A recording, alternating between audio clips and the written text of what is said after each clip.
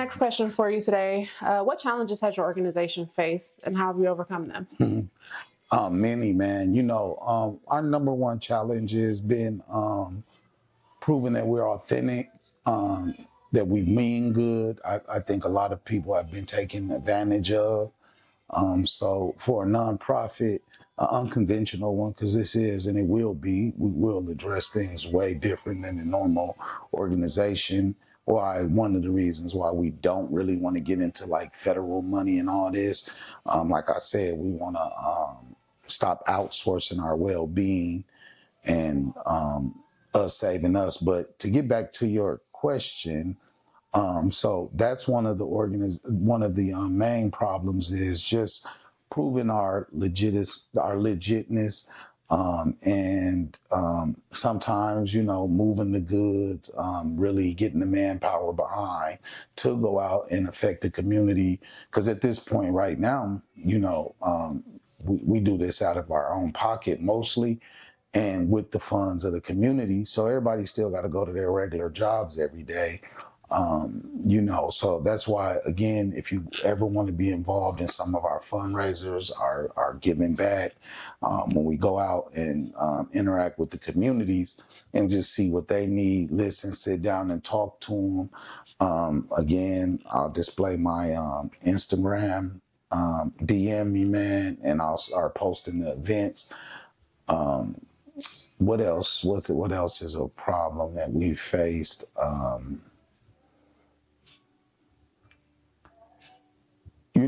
I don't know if this is a personal problem or if it's a company problem, but just, sometimes, law enforcement, the society, and the way they stigmatize fentanyl use and everything, just getting the community unified and understanding that whether you chose the bad decision, whether it was your friend or whatever, that it's okay for us to help each other, and that, like, I don't know if I'm making that clear or whatnot, but like sometimes, trying to get people on board, they feel like, well, they the dummy, they the one who did the drugs, they shouldn't did it and all those things. But our well-being is all ours, It's going to take us all to come together for this. So just the unity part and fundraising has been challenging also, but we overcome those things. We grind hard, and if it take 2 hours or 20, we just delegate more time there and get it done. Yeah, you bring up a good point talking about the stigma and getting that support from the community. I think one of the biggest things to call out is, we can look at people that have these addiction issues as less than, but President Joe Biden's son is an addict. Like, there are people that are elites in the world that still encounter these issues. This isn't about the minority, the blacks, the Hispanics, the poor. This affects us all. So your point of getting that community together, I think, is very important. Yeah, to even elaborate a little bit more on what you were talking about, I'm speaking to the person that's suffering in silence. Mm-hmm. We talk about all what we can see or whatever, the things that, you might be sitting right next to somebody who's suffering from this disease, because I like to think of drug abuse as a disease, but you might be sitting right next to this person and you're talking like that and they're being affected. And so they close down, they never open up and talk. So, I'm going to start going live on maybe TikTok and YouTube at the same time, just for people to have a platform to speak, a safe place to be able to say, I'm struggling with this. We've all been through things. If you haven't been through nothing, you will one day. And, things have been coping mechanisms and things like that. But fentanyl, my personal opinion, I don't have a million pages of data to back this up, but to me, it was unleashed on us by our medical system, right? Because my mother was a victim of fentanyl, not because she went and used it herself, but because they send you home with a bottle of 30 Percocets And, you know, you take them for 2-3 weeks and then you realize that your body has a different effect. It's one thing to be mentally addicted to drugs, and then it's another thing to be physically addicted to drugs. So then when you mix those two things together, it becomes deadly. They've made this the cheapest drug to mankind ever. I mean, you can buy a fentanyl pill, a per 30 for 35 cents a dollar. They don't even have value anymore. When I was in the community last time, I talked to a gentleman. He told me they're doing straight powder now, straight fentanyl powder. So, you know, it's time to stop looking at a person's faults, to look at them, to look down on them, or, you know, feel better about yourself or whatever it does. It's time to start looking at people like, that's me. That can be me, right? All you gotta do is get a toothache and go get, and then you start getting these painkillers, and then now you're outsourcing, you're buying them under the counter, over the counter, whatever it's called, in the streets, and then now you're addicted. The you know, we've got millions of people who are addicted to these type of drugs, and they have the money to buy them. So when you have the money to buy them, your life still is in order. We call that a functioning addict, right? I'm talking to the functioning addict who's about to kill himself almost because nobody knows he's suffering. Wow. Definitely going to make a big impact on that community. Yes, man. All right. Next question for you. How do you plan on raising funds for the organization? What are some of those fundraising strategies that you've come up with? So the way I wanted to, that's why I said this is going to be an unconventional nonprofit, the way I wanted to do it, right?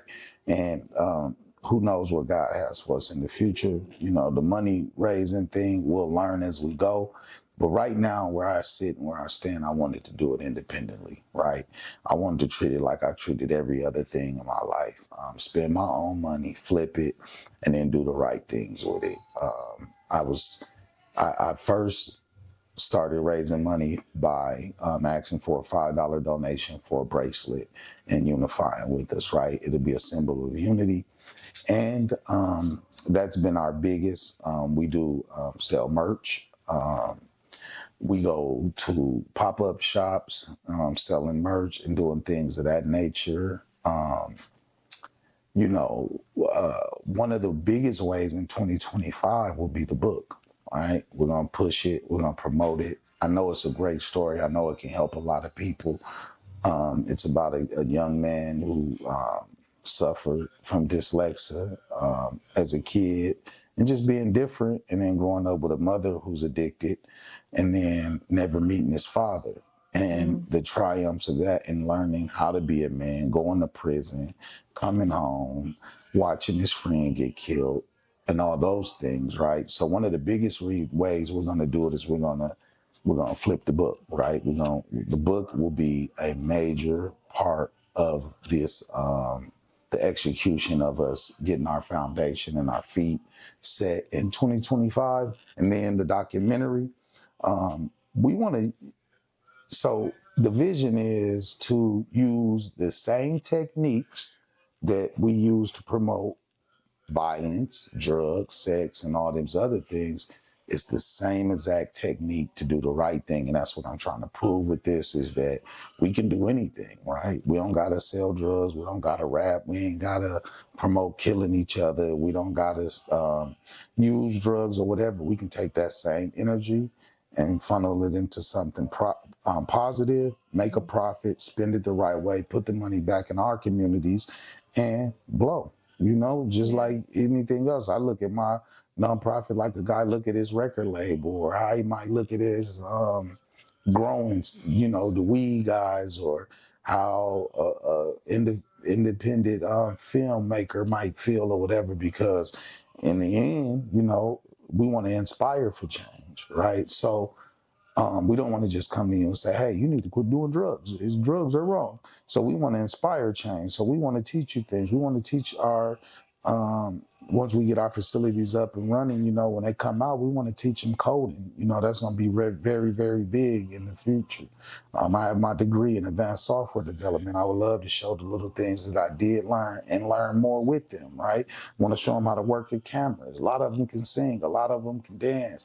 A lot of them, I met a Microsoft engineer who only been on fentanyl for 2 years. He lost his mother. That's the way he coped. Somebody gave it to him. He figured out it helped him cope with the pain. He hasn't stopped using it since then.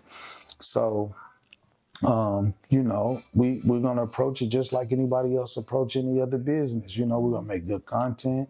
We'll make good documentaries. We'll make good success stories. We'll make movies. We'll invent apps. We'll make merchandise.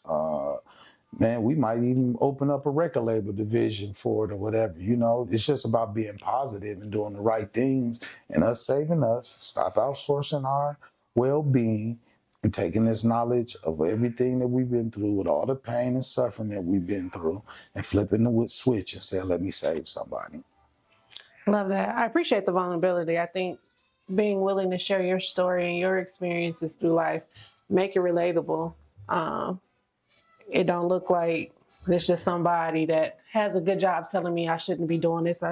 You've lived it. So being vulnerable and having those experiences to share, I think you're definitely going to be able to not only gather the community support and the funds, but touch the right people.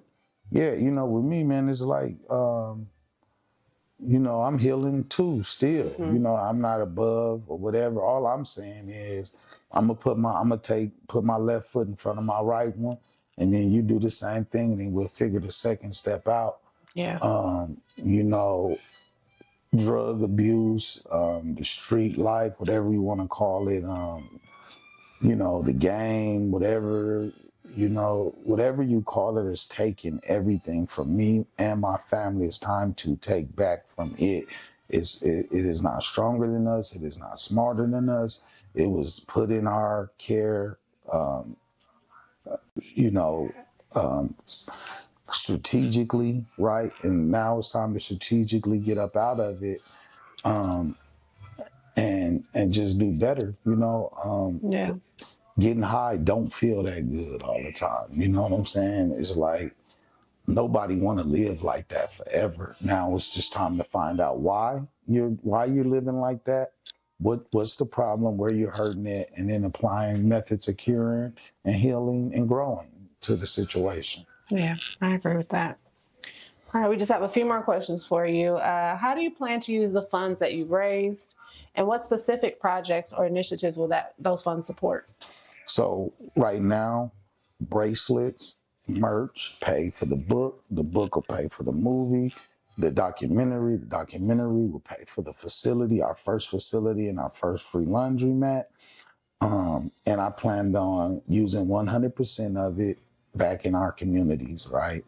In places that need it the most. One of the main reasons why we don't want to go after government money is because if we're inspired, if we're touched, and we feel like moving to help you, it doesn't matter if you messed up, don't matter if you this your fifth time, sixth time. If we're inspired to help, we want to be able to go help. If it's 4 o'clock in the morning and somebody calls us and we feel like we want to help, we want to have the team, the infrastructure, and the manpower to go help. And most importantly, the control of our own. So the first thing that we'll do with the first funds that we raise, the big funds, is we'll do the laundromat. The laundromat will fund the facility for families to heal together. And then, all money in, and you just keep building and keep building. Like I say, I'm going to take my skill set of what I learned to do wrong, and it'll be the same thing to do right. It's just that simple. I love that.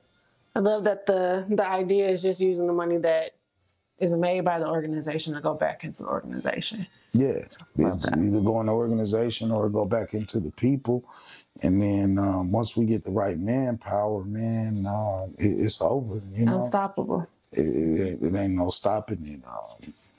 You know, we ain't saying you can't be cool no more. We ain't trying to tell you what music to listen to. We ain't trying to tell you to change how you talk or none of that. All we saying is let's unify, let's heal together, and let's figure out why is this affecting us in the way it is. Yeah. Speaking of that, that's a great segue into our next question. How can the community get involved and support your efforts? Well, the first part is starting the conversation, right, in your own household, right? Making it a safe place for someone to say, I'm hurting, making it a safe place for someone to be able to talk about substance abuse, right? And then, you know, then you take that safeness and then you apply it to your communities, to your workplace. And then, you know, from there, once the conversation is started, we're not saying that we have a blueprint to success of fentanyl or substance abuse not being a factor in America. What we're saying is the first step is communication, right? Making it where people feel safe to communicate.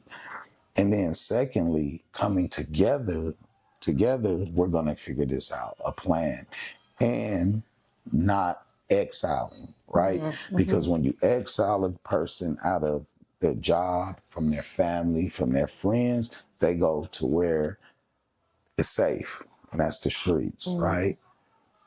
In the streets, they steal for their addiction. That's not because they're bad people, it's because they have an addiction, right? Like, so they go where it's accepted and they live that lifestyle, Yeah. right? So you take a person who wasn't a stealer, who wasn't a killer, who wasn't a thief, and now he's doing all those things because he has to live like what they say, when in Rome, do as the Romans do, right? So starting to help at home is the first thing. And then the next thing is to get the infectious disease down, giving them places to go, be able to, you know, clean and, what's that word I'm looking for? Clean and bacteria, like, what is it called? Disinfect, right? And, you know, one of the, like, okay, so one thing that I did recently within this month, I've been going into Circle K's, Quick Trips, or whatever with curriculum on how to deal with an addict at the store, right? How to, because they come in there with a bag, automatically they're stealing. You can spot them, you can identify them. It's a drug that's very visual on you when you're using it, right? But just teaching them how to handle the situations, how to talk to them, how to be respectful, how to deal with them with a kind hand, but still at the same time not being taken advantage of from the store perspective, because we got to start protecting our businesses in our community too. But yeah, what was the question again? How the community can get involved to support your efforts. So yeah, so that's the first thing I'm asking everyone right now is make it safe to be able to speak about it. Let's start the conversation. Again, I'll display my DM again. From there, if we build a relationship, I don't got no problem giving my phone number out. I need you. I want you to be a part of this with me. If you're smarter than me, if you're a nurse, if you're a doctor, if you're a lawyer, if you know CPR, I don't care what it is. You know, if you can add some value, please add it. I mean, we need every position filled. I love that. I love that. You spoke about educating the community and kind of letting them know how to handle users or addicts of fentanyl. So I wanted to expand on that a little bit more. What are some of those key educational points that you would share with the public about fentanyl, its users, the impact? What should we know? For one, I think everyone should understand the level of danger fentanyl is. It's a drug that's 50 to 100 times more dangerous, I mean, more potent than meth. I mean, not meth, morphine, more than heroin, right? 100 times stronger than heroin. So the first thing is let's recognize the potency of it and the danger of that. And then secondly, once we understand that it's killing our youth, right? that our youth is taking these drugs and that the dealers are mixing it with it. I don't know if they're mixing it themselves, they're getting it from Mexico or wherever, Russia, wherever they get it from, like that. And then understanding where the train come from, right? Because in society, when you think of fentanyl, you know, the Mexicans bring it in. Fentanyl is processed and made in China. They move it through Mexico to get it to America. Thirdly, how to save a life, how to use Narcan, what things to be able to identify that you shouldn't touch, what you should touch when you're out and about in the public. You know, people have died, kids have died from in the valley. From just putting aluminum foil in their mouth, understanding the process of how they use it, how to identify when it's being used, how to identify an overdose, and then right there on the spot, being able to know how to get the proper help to them, right? So if you were speaking to a family member that opened up to you and said, yeah, I've been on fentanyl, 80%, I'll say 80, okay, just to be fair, I'll say 70% of the people that I speak of on fentanyl don't want to be on fentanyl no more. But like I said, it's a physical drug. So you wake up, you're sick, you need it, you go get it, and now the mental addiction kicks in. Yes, because it feels good. It gets you high, right? It makes everything seem okay. So being able and knowing, like right now, if I asked, who do you call if you want to get somebody in detox or, you know, somebody to talk to or whatever. And that's another one of our main goals, is making a hotline for fentanyl too, to where people can call in and we connect the dots. I have a vision of having a one number to where people can call that one number and then they can prompt to any division for abuse, substance abuse, to get help. I want to say this real quick while I'm thinking about it also is Ssfnonprofit stands for Support Surviving Fentanyl, but it also stands for Strength, Serenity, and Freedom. Again, we speak heavily about fentanyl because it is the number one cause of death in our society, right? But some people, you know, you can be on another drug so long that you're not living. A man away from his family or a woman away from her kids, families being divided, man, you're living with the pain every day, right? So you can be alive and be dead, right? So we just want to make it to where, you know, like I just can't speak enough about making it a safe place to even speak about it. And not feeling like, oh, if I tell them this, they're done with me. That's the effect of it. So yeah, so the three things that I would say that, ask me that question one more time and I'm gonna give you the three things wrapped up tight. Okay.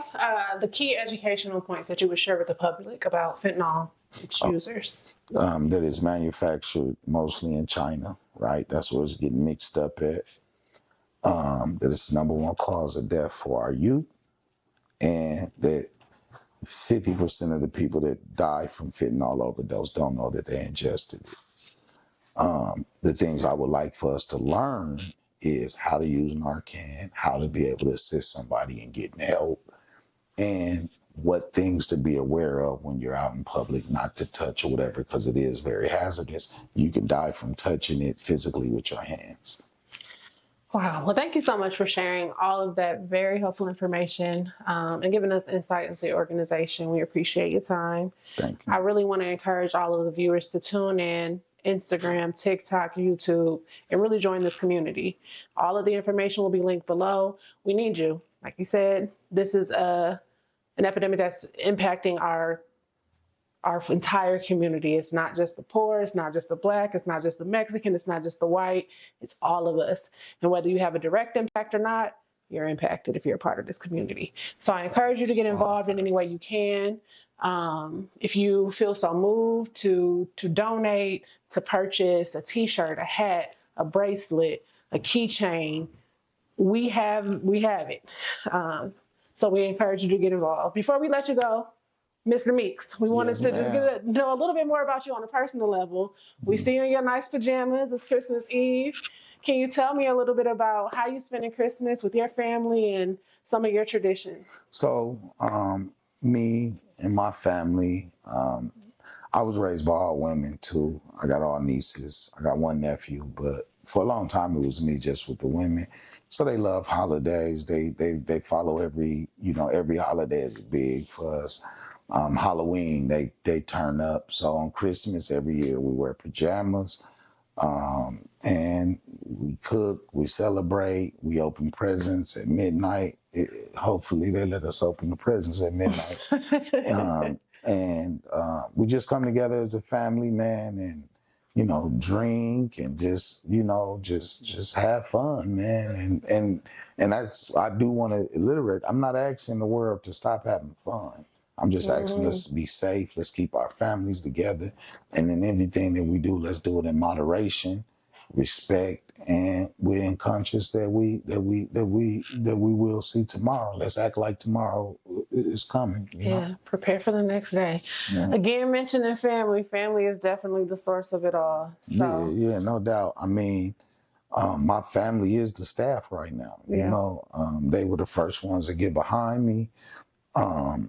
Whatever I need, whatever vision I have, they do.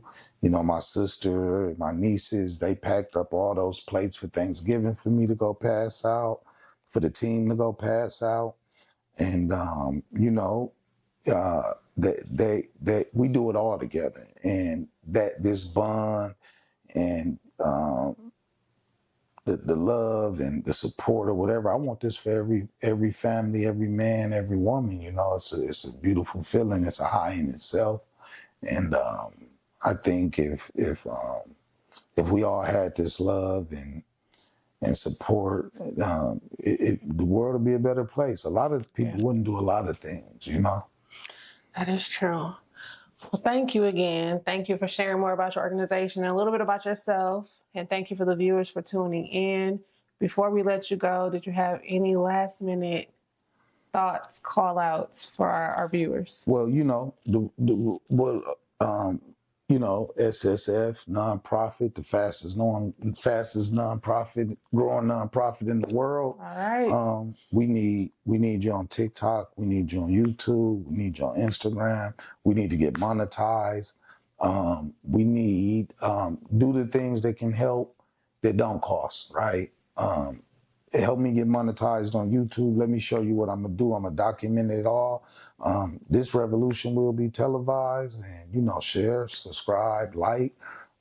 If you got any key points or any suggestions, any way that you want to help, again, my Instagram's right there. The company's Instagram's right there, and Unify for Change with me, man. All right. Well, thank you. Merry Christmas to you all. Spend it with the ones you love. Merry Christmas. Peace.